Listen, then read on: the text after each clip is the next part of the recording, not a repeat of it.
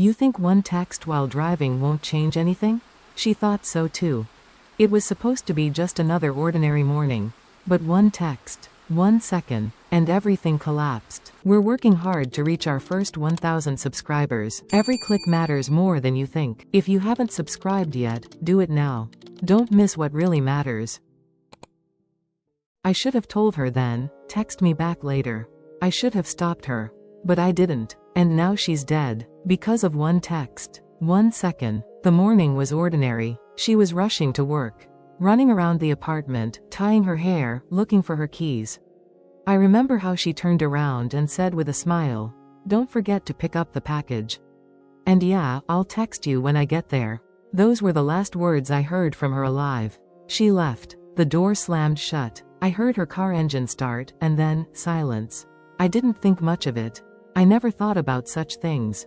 15 minutes later, I got the first message. Short. Roads empty, but people are driving like maniacs today. I replied, "Just be careful. Don't get distracted." She sent back a smiley face.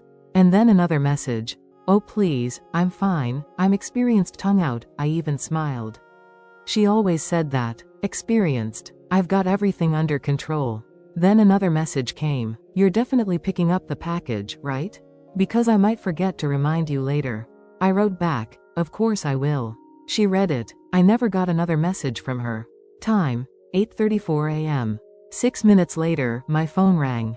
Unknown number. I answered. A woman's voice. Shaky. "Are you close to Sarah? Or another name, you choose." "Yes, that's me." She was in an accident. We called an ambulance, but I didn't let her finish. Ran out of the apartment barefoot. Don't remember how I got to the scene. She was lying on the asphalt. Her phone, right next to her. Cracked screen. On the screen, that very message she was trying to send. She didn't get to press send. She was looking at her phone, and didn't see the truck. I sat next to her, holding her hand that was already getting cold, and understood. This was all because of one text. 1 second. I thought stories like this only happened on the news. In other people's lives. Then I realized, she's no longer alive. And she'll never text me again. Never. You know what's the most terrifying part? She wasn't texting me something important. Not a farewell letter. Not a declaration of love. She just wanted to remind me about the package. Just an ordinary everyday text. And she died for it. One message. 1 second. One life. And nothing more. After that day, even the sound of a notification kills me. A month passed. Everything around went back to its normal rhythm. The world, as always.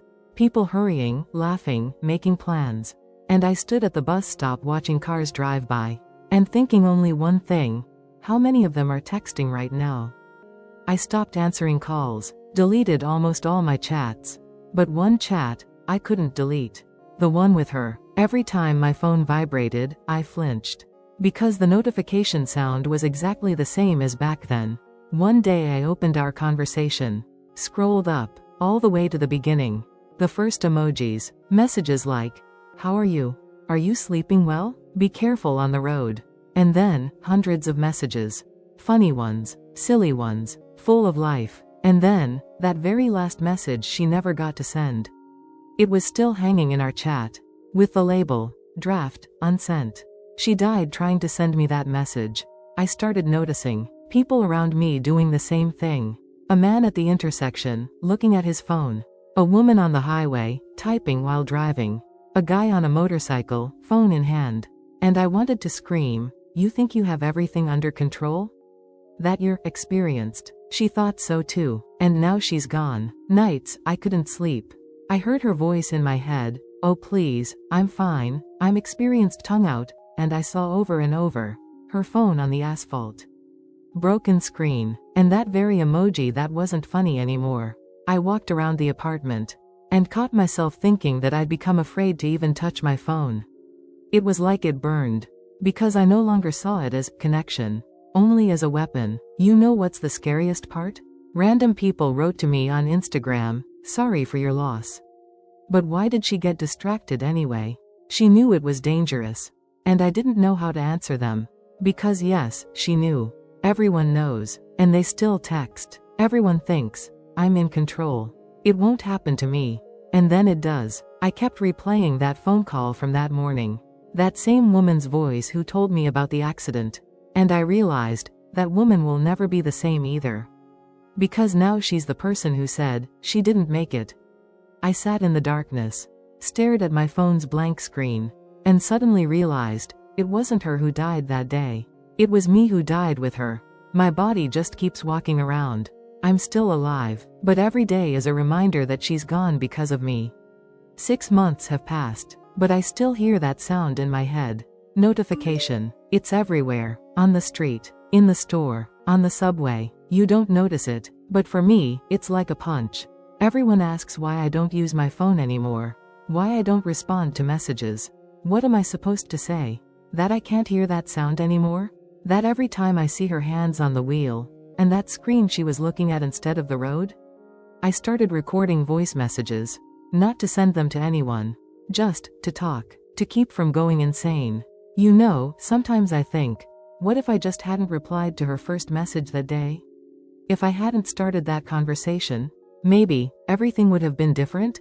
I replay that morning in my head over and over. She's laughing in the kitchen. She's putting on her jacket. She waves and says, "Don't forget to pick up the package." So simple, so stupid, and I understand. We both were sure we'd have more time. I saw her mom going through her things, sitting on the floor, sorting through clothes, and whispering, she was always so careful. Why her? And I stood in the doorway unable to say anything. Because I knew why. Because we both believed in a lie. In that stupid lie that, it won't happen to me. That night I listened to her last voice message again. There were no words about love. No confessions. Just her usual voice, emotionless. "Oh please, I'm fine, I'm experienced." And in that phrase I heard everything. She wasn't afraid for herself. She was afraid she'd look stupid if she admitted she was scared. Now I know, fear isn't weakness. It's instinct, a warning, but we often laugh at it, and pay for it with other people's lives. I threw away my old phone. Not out of revenge, I don't want to ever again have in my hands something that once became a weapon. Yesterday I saw a girl driving. She was texting while moving, and I wanted to stop her. I imagined walking up and saying, "You think you control everything?" She thought so too. Now she's gone, but the emoji on the screen remained. I can't bring her back, but I can do one thing. I'm telling this story not for views, not for likes, but for those who think they can manage everything, the text, the turn, and life. You can't. One text, 1 second, one life, and then, eternity without a chance to press send. A year has passed. I'm alive, but this is no longer the life I had before. I'm sitting again in the cafe where we used to go often. Everything's the same. Same tables, same cups, same people with phones in their hands. Only she's not here, and I'm not really here either. Because part of me stayed there, on the asphalt, next to her car, where everything ended because of one text. I catch myself with a strange habit. When I see someone texting while driving, I don't get angry anymore. Don't yell. I just look and think, you think you'll make it in time. And I've already seen how such thoughts end. Recently an acquaintance told me, "You understand, it was her choice. You're not to blame." I smiled. I know I didn't press her finger on the screen. I didn't make her text. But I was on the other end of the phone. I answered her. I carried on that conversation. And now every time someone says, "It's not your fault," I only hear in my head, "But it was my silence." I could have said, "Let's talk when you get there." But I didn't. Sometimes it seems to me that she's still nearby. When I hear the sound of a message, I forget everything for a second. And it seems like now I'll get a text from her. And there'll be something ordinary. Like before. Once I saw her number in someone else's phone. It still hadn't been deleted. And for a moment my heart clenched. I thought, what if she had survived? What if I hadn't answered back then? But then I understood. Everyone thinks like that. Until it's too late. I became a different person. I'm not a saint. Not a hero. I'm just a person who remembered for life. Sometimes it's better to stay quiet. Sometimes it's better not to answer. Because your "let's talk later" can save someone's life. In the evening I opened that very last chat. The message still hangs as a draft. I looked at it, and wrote back, "You were right.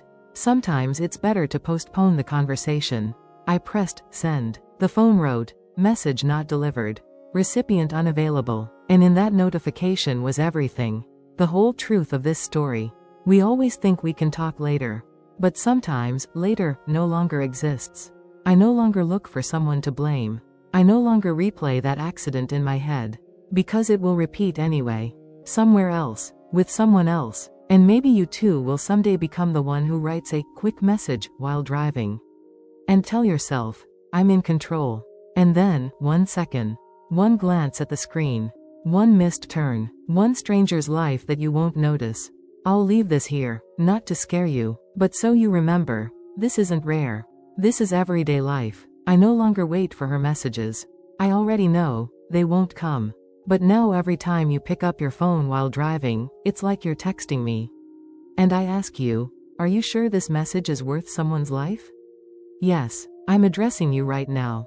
How many times have you texted while driving? Honestly, you thought so too, I'll make it. And how many times did you get distracted for a second, thinking everything was under control? This story isn't about them.